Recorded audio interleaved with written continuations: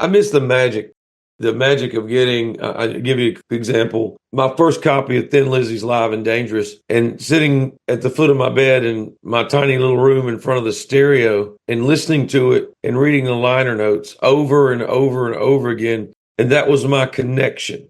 If I couldn't read about him in Rolling Stone, Hit Parader, or Cream magazine, I had to get all my information from the jacket. I miss that. That was a really magical part of getting that record and bringing it home. And then the occasional opportunity, it was just like a godsend when, speaking of Thin Lizzy, seeing them on the midnight special, play Cowboy Song and The Boys Are Back in Town. But I'm waiting to watch because I want to see Ted Nugent, Aerosmith. But in that magical hour, I not only got to see Ted Nugent and Aerosmith, but I got to see Thin Lizzy for the first time and was just godsmacked. And AC/DC was also, Sin City had just come out. So that limited exposure to the artist just made it absolute magic when you got that opportunity. Would you say that was your Beatles Ed Sullivan moment? Okay, funny you say that. And I've got to tell this.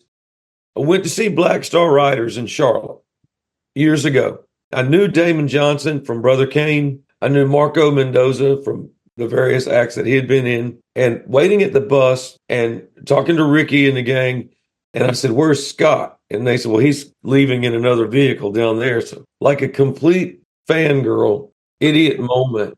I take off in a sprint. And as he's trying to get into the SUV, I said, "Scott, wait, please." And he looks at me and I said, "I'm not crazy. I'm not going to harm you. I just need a minute of your time." And he was very cordial and he started to speak. And I said, "Wait a minute. I've been wanting this moment for 35 years. I've got this planned." And you mentioned the Beatles and Ed Sullivan. My line to Scott was, "I didn't see the Beatles on the Ed Sullivan show." And Scott said, "I did. That's what got me started." I said, "I missed that. But I saw Thin Lizzy on the midnight special." And I said, "That's when, to me, The Wizard of Oz went from black and white to color." And he said, "That's a very kind thing for you to say." And I said, "I've got to ask you a question." And he said, What's the question?" And I said, I've got a guitar like yours.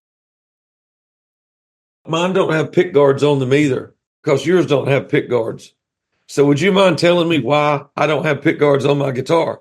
And he told me the story of getting the guitar without the pick guard. But that was just like a magic moment.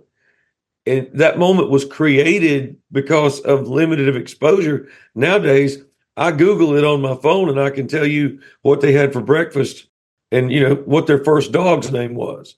And back then it was just so sacred of a connection. I miss that.